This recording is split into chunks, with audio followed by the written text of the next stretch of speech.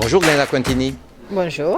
Vous êtes experte compétences et employabilité à l'OCDE et vous allez intervenir dans ce colloque organisé par Hashtag le plus important à l'Assemblée nationale sur le numérique au service de la reconnaissance des compétences et de l'employabilité de chacun.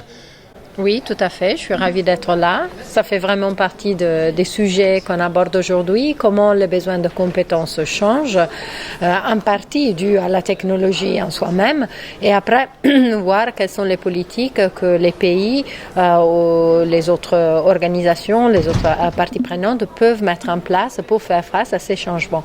Et dans ce cas particulier, je vais aborder le sujet de comment on peut valoriser le numérique pour justement faire face à ces changements. Alors, quelques pistes. Comment le valoriser?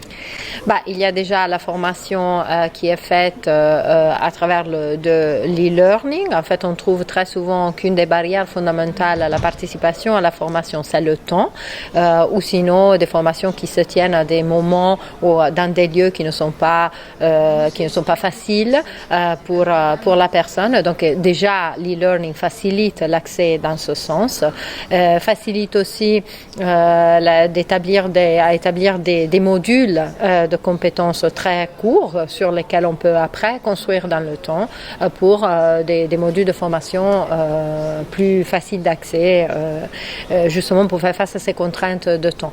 Après, le numérique est très utile aussi pour transférer l'information. Souvent, les gens qui ne participent pas ne savent pas à quel point participer dans la formation est important, quel est le risque auquel leur métier fait face et quelles sont les compétences qu'ils ont et comment ils pourraient les utiliser dans un autre emploi. Donc tout ça peut être mis sur des plateformes, ça a été fait dans plusieurs pays et ça se fait dans plusieurs régions en France aussi, où on a justement des moyens pour les individus de voir ma profession d'aujourd'hui, où je veux arriver, comment y arriver et parfois déjà voir quelles sont les formations qui peuvent aider à cette transition.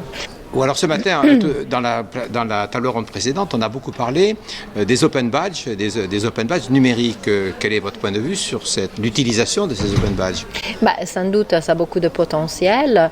La seule limite pour l'instant, je trouve, est effectivement la portabilité. Donc ça a été évoqué par quelques-uns des intervenants, c'est-à-dire un badge d'IBM ou de Microsoft, évidemment, a une certaine valeur. On peut imaginer que c'est valorisé par d'autres entreprises. Mais sinon, si vous pensez à une petite entreprise, justement, soit on utilise les badges développés par d'autres, si elles sont disponibles à l'extérieur. Sinon, il faut vraiment voir, finalement, c'est une façon de transférer une information, une sorte de certification facilement et de modulariser. Mais en même temps, la valeur est fondamentale. Donc, l'assurance qualité, ça reste fondamental et il faut vraiment que les gens les reconnaissent pour qu'elles aient une valeur dans la transférabilité des compétences. Alors vous avez accepté de venir. Quel intérêt voyez-vous à ce type de manifestation? C'est très intéressant. Moi, je pense pour tous les intervenants, pour moi personnellement, de voir déjà le point de vue des entreprises, que je ne vois pas tous les jours parce qu'on est plutôt connecté au gouvernement, disons au ministère. Et j'imagine pour les directeurs RH d'autres organismes, de voir comment ça se fait dans d'autres entreprises. Merci beaucoup, Glenda Quintini. Merci à vous.